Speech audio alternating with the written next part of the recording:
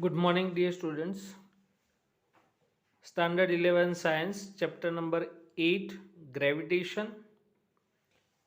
Today we have discussed, today we have started a new chapter, chapter number 8 Gravitation. This is the most important chapter for 12th Science and for JEE NEET also. Let's start from introduction of gravitation. The earliest recorded model of planetary proposed by Ptolemy scientists about 2000 years ago was a geocentric model in which all celestial objects, stars, and the sun and the planets all revolves around the earth. According to Ptolemy scientists, about 2000 year geocentric theory. According to geocentric theory, all celestial objects, stars, and the sun revolves around the earth. Revolves around the earth. We know that these are obviously wrong. But उस वक्त किसी को कुछ भी पता नहीं था तो वो ये जो भी इंफॉर्मेशन थी वो सबने एक्सट्रैक्ट कर ली. आफ्टर ऑल दूसरा साइंटिस्ट है Aryabhata, a more elegance model in which the sun was the center around which the planets revolve. The heliocentric model which was mentioned by Indian Rusi and scientist Sri Aryabhatta in his treatise. And according to Aryabhatta model, Earth is not center but Sun is in center and all planets and Earth revolving around the Sun. 1000 years later, a new scientist, Nicholas Copernicus, proposed a model in which the planets move in circles around the fixed center sun, and his theory was described by the church but notable by the Galileo. उसके बाद scientist आया Tycho Brahe, and Tycho Brahe recorded observations of the planets with the naked eye. And last में scientist आया John Kepler, and John Kepler he gives a three laws of planetary motion. Once again, one by one, first scientist आया Ptolemy. Ptolemy ने geocentric theory explain की, and according to geocentric theory, Earth as in center and sun, stars and all planets revolving around the earth. But these are wrong. उसके बाद आया आर्यभट्ट. आर्यभट्ट ने heliocentric theory explain की. According to heliocentric theory, not earth is in center but sun at the center and all planets and earth revolving around the sun. Last में आया Nicolaus Copernicus, उसके बाद आया टाइको ब्राहे and last में John Kepler. Next theory. Now we have discuss Kepler's laws. First Kepler first law, उसको हम बोलेंगे law of orbits. All planets moves in elliptical path या elliptical orbits with the sun situated at one of the two foci of the ellipse. All planets moves in elliptical path या elliptical orbits with the sun situated at one of the two foci of the ellipse. Remember it, जो sun के आसपास जो earth and दूसरे planets motion कर रहे हैं वो इलिप्टिकल पाथ है, not exactly circle but elliptical path, ellipse shape. but planet के आसपास जो सैटेलाइट्स मोशन कर रहे हैं वो परफेक्टली सर्कल में है. सन के आसपास जो प्लैनेट्स मोशन कर रहे हैं वो revolving motion in the shape of elliptical path. But planet के आसपास जो सैटेलाइट्स मोशन कर रहे हैं वो सर्कुलर मोशन है, perfectly circular motion. तो Kepler's first law, all planets moves in elliptical path with the sun situated at one of the two foci of the ellipse. तो डायग्राम के अंदर ये पोर्शन और ये पोर्शन डिफरेंट है. 2a is greater than 2b, 2a is greater than 2b. यहाँ पर भी सन पॉसिबल है और यहाँ पर भी पॉसिबल है.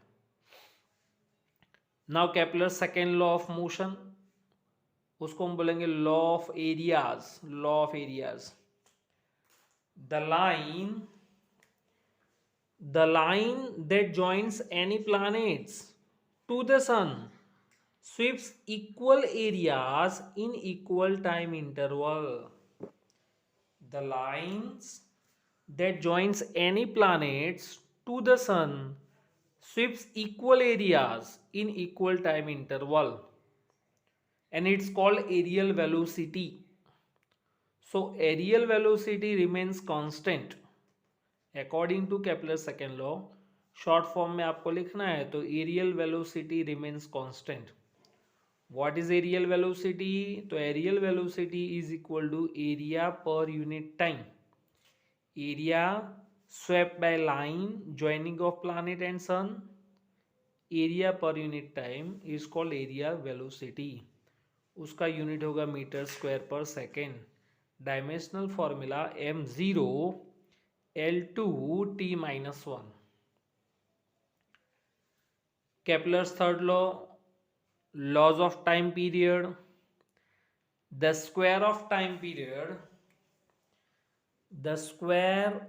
the time period of revolution of the planet is directly proportional to cube of semi-major axis. Cube of semi-major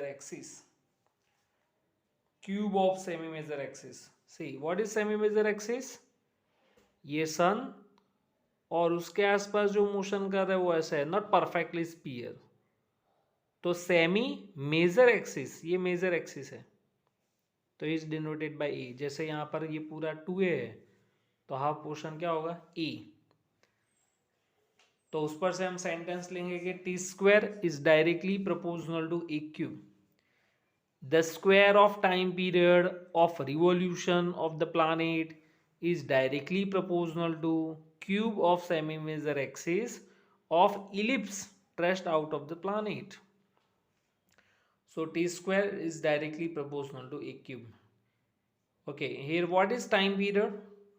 So the time required for one complete oscillation, the time required for one complete revolution, the time required for one complete revolution is called time period. For example, Earth around the sun, उसके लिए time period है 365 days. And earth around its own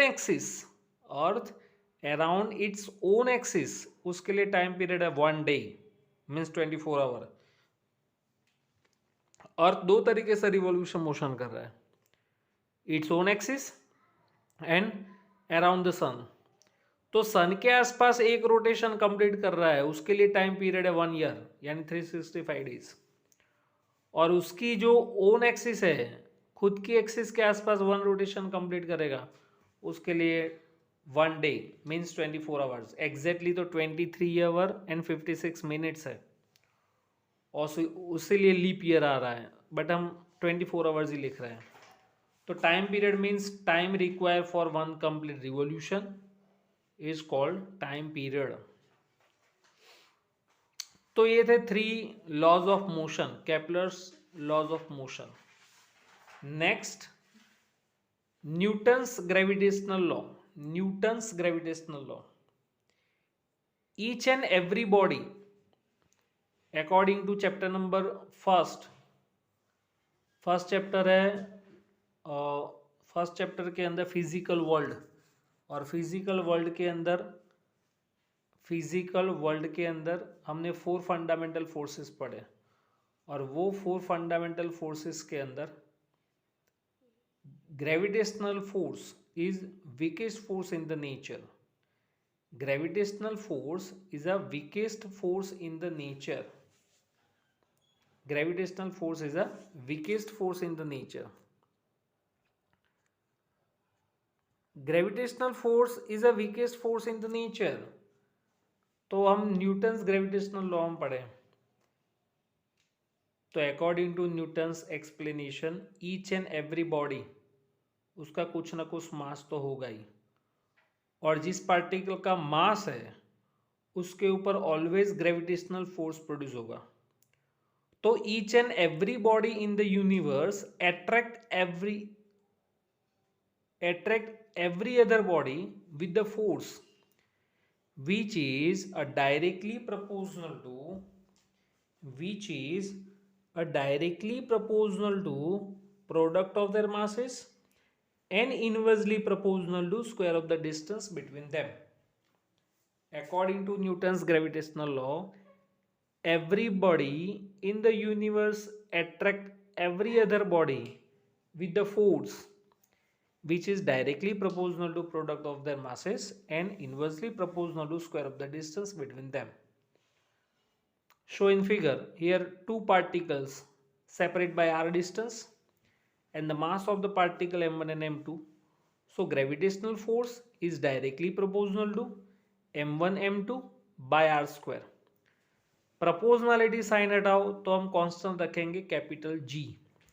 तो capital G F is equal to capital G m1 m2 by r square, where what is capital G? Universal gravitational constant, और उसका unit है, उसका value है 6.67 into 10⁻⁻11 newton metre square पर KG square. Universal constant है all over world, G की value यही रहेगी 6.67 इंटू 10⁻11.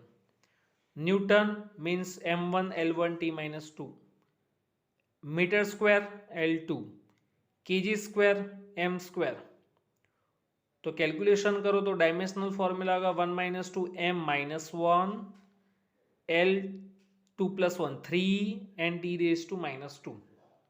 तो m-1 l3 t-2 is a unit of gravitational constant.